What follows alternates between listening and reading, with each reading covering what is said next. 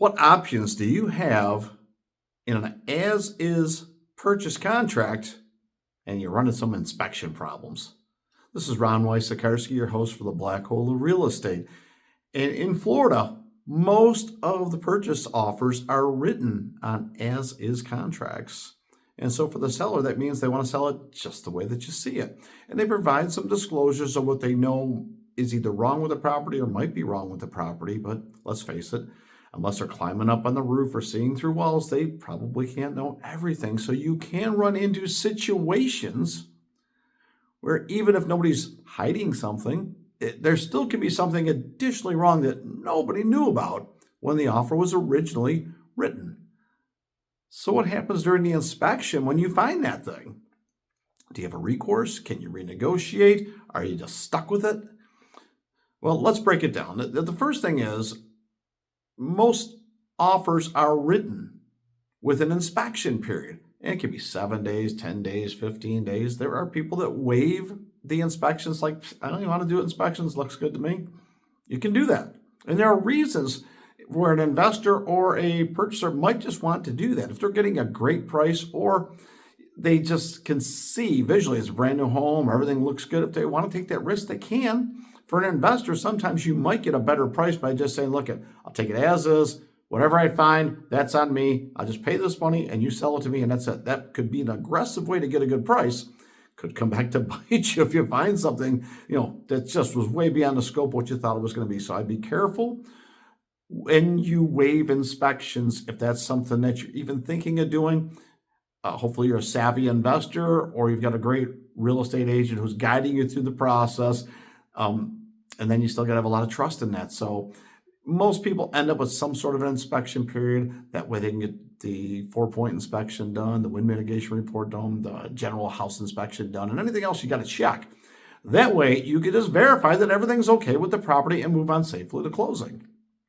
But occasionally we find things, and this is what we want to talk about today. So the first thing is we talk about inspection period. The second thing is, what is the repair? Was it known? I doubt most people are hiding things these days. I would like to think that way anyways. But if you are in an as-is contract but have an inspection period, you do have the opportunity to say, listen, no one knew that there was this issue, a leak in the floor, or a missing shingle on the house, or whatever it was. But then you can say, listen, in order for us to move forward to the next step of the deal and finish the inspection period, we would like you to make these repairs.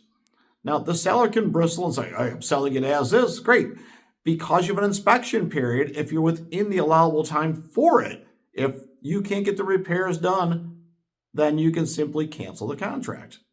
You would get your escrow back in most cases, if not all cases, but you wouldn't get money back or like a refund for the home inspection report. Once you buy it, it's yours to keep, as they say.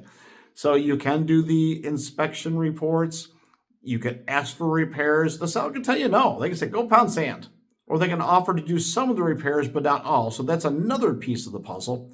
Third, they may not want to do any repairs or live out of state. They might just say, listen, there's $2,000 with the repairs here. I'll give you $1,500. Credit at closing. Let's just call it a day. Maybe reduce the price, but that's about it. Take it or leave it. Sometimes people just take the credit and do the work themselves after closing because they can do that. Or just reduce the price. Maybe they're paying cash or it just helps them a little bit more to just have a lower cost basis. So they absolutely can do that as well. So now we're stacking and racking. So it's an as-is contract. We do some inspections. We find some things. The seller does not have to give any grounds that, hey, you bought it. It's as is. Don't worry. I got 6 other buyers that want to take it. Just cancel it. I'll go to the next one. That could be a response. They could offer to do the repairs if you ask them.